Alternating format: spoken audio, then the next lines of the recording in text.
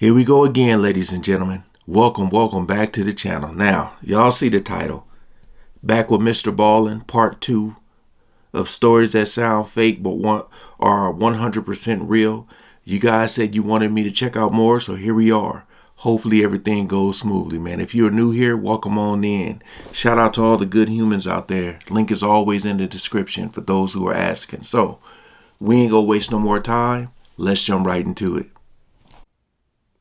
Sometimes the truth is stranger than fiction, and today we're going to look at 3 stories that demonstrate that. But before we get into today's stories, if you're a fan of the strange, dark, and mysterious delivered in story format, then you've come to the right channel because that's all we do, and we upload 3, 4, even 5 times every week. So if that's of interest to you, please remove all the raisins from the like button's raisin brand. Also, please subscribe to our channel and turn on all notifications so you don't miss any of our weekly uploads. Alright, let's get into today's stories.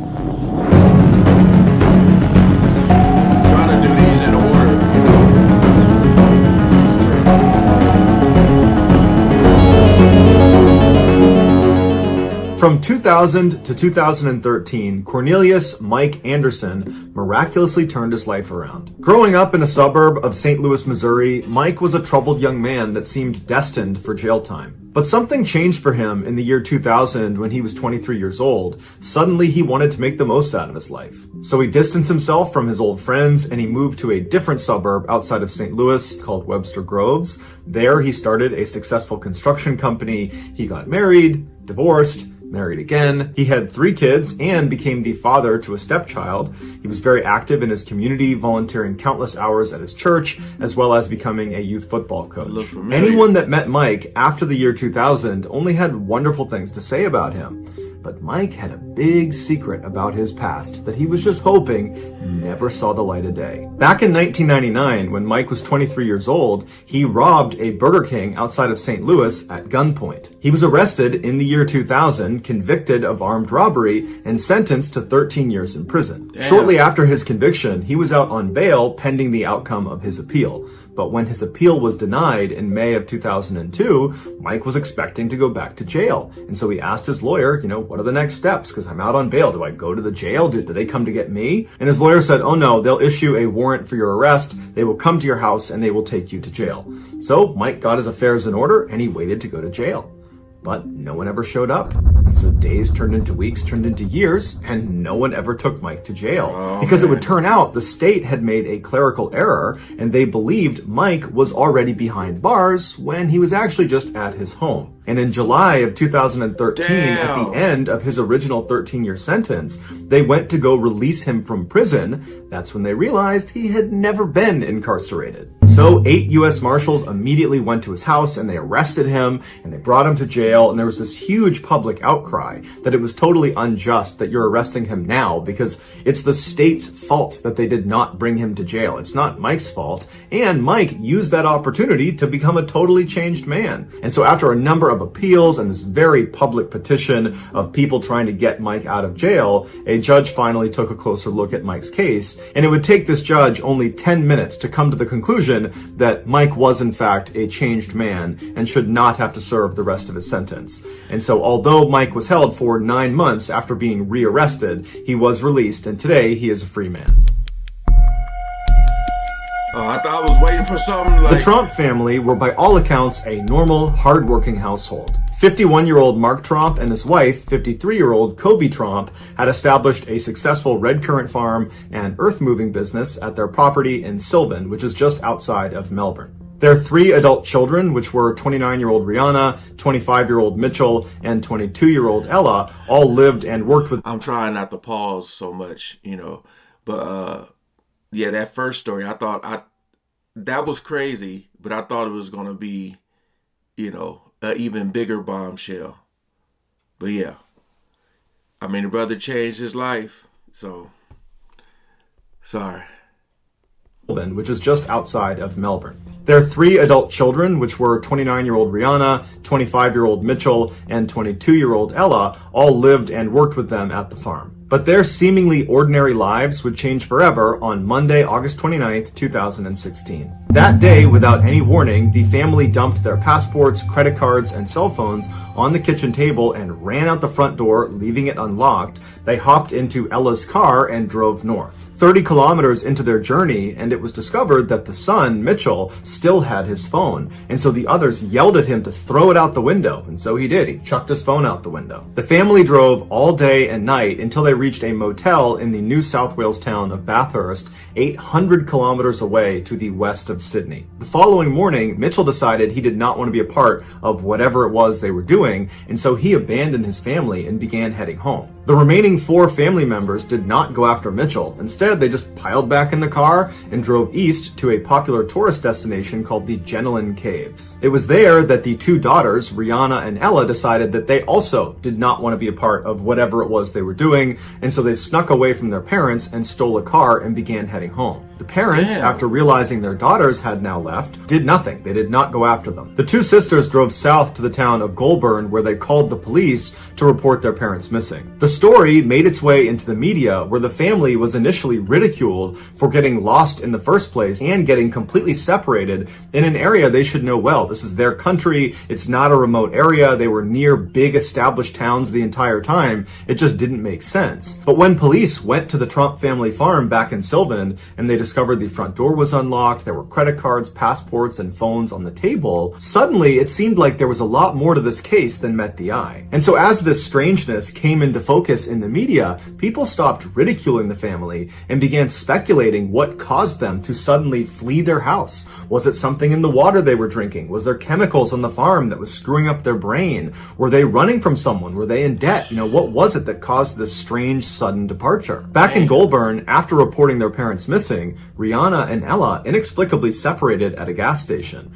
Rihanna just climbed in the back of some utility truck, and Ella hopped in the stolen vehicle and started driving home. Later that night, Ella would become the first Trump family member to be located by police when she arrived at the farm and police were waiting for her there. Mitchell would arrive back home the following morning after taking a series of trains to get there. Once Mitchell and Ella were reunited, they made a statement to the media outside of the family farm, and as you're looking at them, it's clear they're totally shell-shocked. They don't know what's happened, and they're trying to articulate why their family left in the first place and what they were doing and where they're going, and the best they could do was to say, well, there was a lot of pressure on our family and it was building up, and these things are just difficult to explain, and I don't really know what we were doing. Mitchell would say that there was a belief that people were after them, there was some paranoia there, but that paranoia was predominantly held by their parents. While Mitchell and Ella were certainly in a state of shock, they did seem mentally stable. The same could not be said for their sister, Rihanna. She was discovered by the driver of the truck she had snuck into after he had driven over an hour away. He had pulled over to check on something. He had gone around the back and then had the life scared out of him when he saw Rihanna just sitting there in a what he called catatonic state. She didn't know her name. She didn't know where she was just sitting there. Rihanna was taken to the Goulburn Hospital where she was put into their psychiatric unit. As media interest grew, the parents, Mark and Kobe, got back in their car up at the Mrballen Caves and drove south towards Melbourne. A day later, on Wednesday, the pair had driven 600 kilometers to the Victorian town of Wangaratta, where they too inexplicably separated. Kobe turned around and started heading north again by means which are still a mystery, and a day later was found 350 kilometers away in the town of Yass in a very agitated state. She was taken to a hospital there, but then transferred to the Goulburn psychiatric unit to be with her daughter, Rihanna. Mark stayed in Wangaratta, and he was there for several days, and during his time there, he was spotted by a young couple really aggressively tailgating them, and then he was spotted again on another day fleeing from the car he had been driving. Finally, on Saturday evening, all of the Trump family members were accounted for when Mark was finally discovered sitting next to the road near the Wangaratta airport. He was questioned by police and then assessed by a mental health officer, and then was released into the custody of his brother, who was a police officer. And as they drove away, Mark turned around and flipped off the photographers that had converged on the spot. He later released a more contrite statement apologizing for the hurt and concern that were caused by these events, and he also paid respect to the police and the volunteers that went out looking for them. After the investigation, the police determined that nobody was chasing this family. They were not in any danger. The family had also not taken any drugs. They were not in debt. They were not involved in any sort of religious cult. And prior to this strange event, the family had no history of mental health issues. After the dust had settled and the Tromp family was just back at their farm going about their normal life, every media outlet wanted an interview with them to try to learn more about why this strange thing happened. But the family said, we're not doing interviews, we're not putting out any more statements, we just want to be left alone. And so as a result, all people could do was theorize. And the leading theory was that the Tromp family was suffering from something called folie à deux, which is a French term that means madness for two.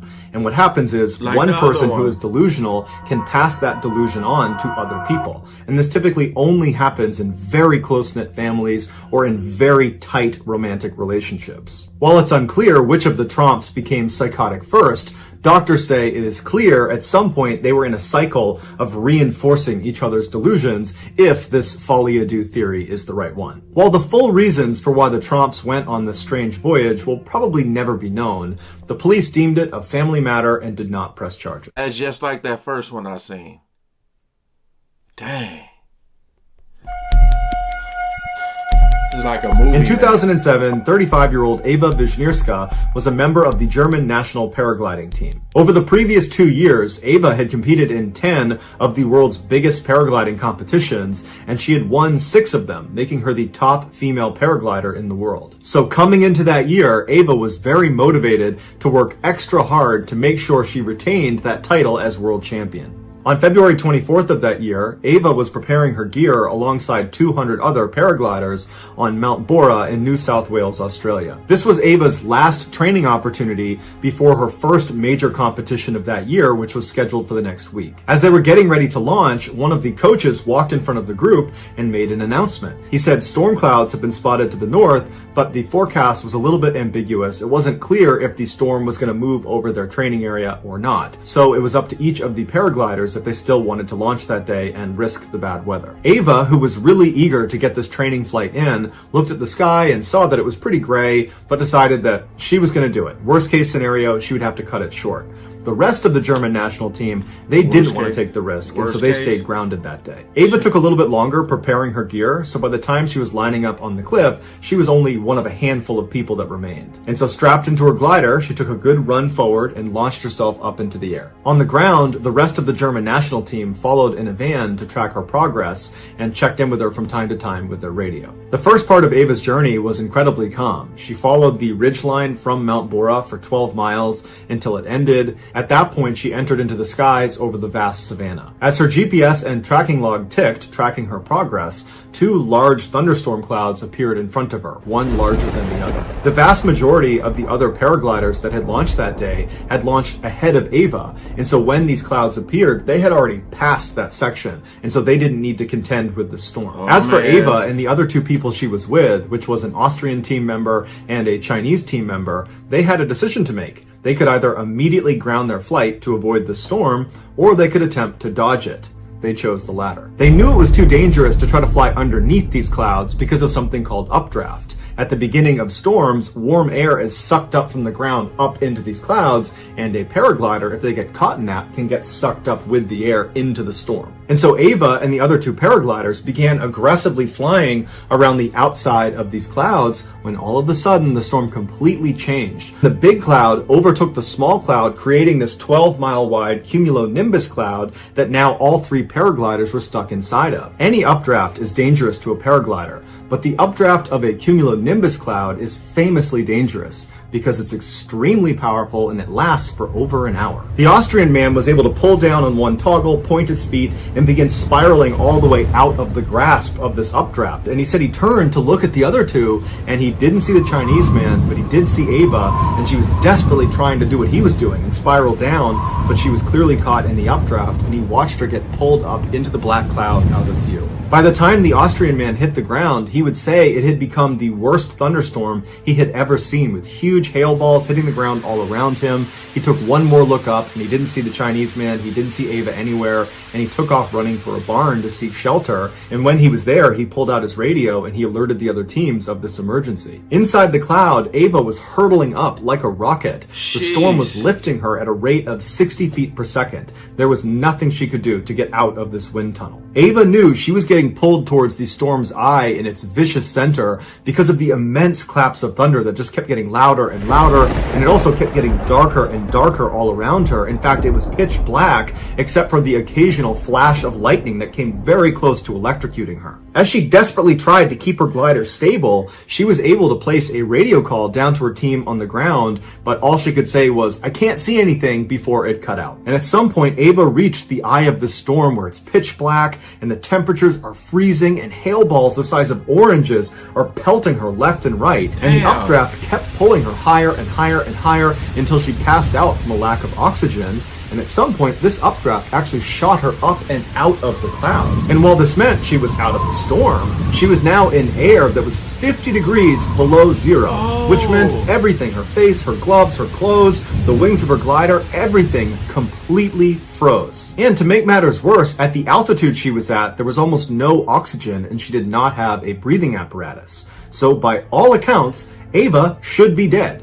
But somehow, she didn't die. She just kept floating around above this storm cloud for 45 minutes. And then something happened. The ice on one side of the glider broke off, causing it to collapse, throwing her into a deadly free fall, and she's not in control, she's still unconscious, and she starts barreling back towards the ground like gravity has been turned back on again, going straight through the storm all over again. And so through the storm, going at 90 feet per second, she clears the storm, and then right after getting out from underneath it, her glider miraculously just opens back up again. And the jerking motion of her suddenly stopping her free fall jolted her awake. And so she's looking around, totally confused as she's gradually regaining consciousness, and she's taking stock of where she is, and she's still in the storm cloud, but right at the bottom of it. But luckily, the updraft had stopped. And so she was steady, and she was able to reach up and grab her toggles, and she was able to fly herself down to the ground and crash land, and then she curled into a ball, grabbed her radio, and she called her team. When they heard her voice, they could not believe she was alive, because the other paraglider that got sucked up by the updraft, the guy from the Chinese national team, he unfortunately was struck by lightning and was killed. And so they were anticipating finding out that Ava had been struck by lightning as well. But Ava had not just survived. When they brought her to the hospital, they discovered that virtually nothing was wrong with her. She had some pretty bad bruises and cuts from the hail, and she had a little bit of frostbite on her face, but it was treatable. And so the same day she was brought in, they discharged her. After leaving the hospital, she and her teammates went back to the launch site so she could collect her gear. And when they got there, she looked at her GPS, and the GPS had been tracking her entire flight the entire time she was up in that cloud. And she showed her teammates what it said, and they literally couldn't believe it. The screen showed she had reached an altitude of 32,634 feet, which, to put this in perspective, is the same altitude you fly at inside of a commercial jet. So imagine being outside of your plane in the middle of a flight, and that's how high she was. Another reference point is she was approximately 4,000 feet higher than the summit of Mount Everest. No human being had ever been that high, unprotected, and lived to tell the tale. Until Ava. So that's going to do it, guys. If you found the secret... The information and detail that this brother gets to tell these amazing, crazy stories is just... Shout out to this brother, man. Because, I mean, I know it's a lot of hard work. I know it's hours upon hours upon hours of investigating to make sure he's getting out the right information when he tells these stories, man, and to memorize it all. Oh my goodness. Like, this was crazy. You know, like,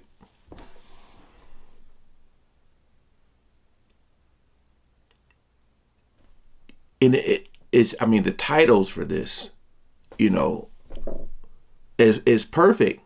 Stuff that sounds fake, but that's like, the fact that she was up that high and that other guy died, rest in peace.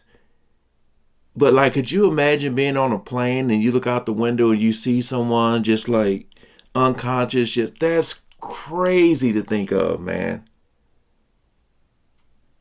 Sheesh. All right. I mean, I guess I don't have to do these in order, but I was trying to. But because I've been getting a lot of requests, you know, of course, you know, people want you to see their favorite ones, but These are crazy. And this is only my second one. But hey, appreciate y'all coming over. Hope y'all enjoyed. Peace out.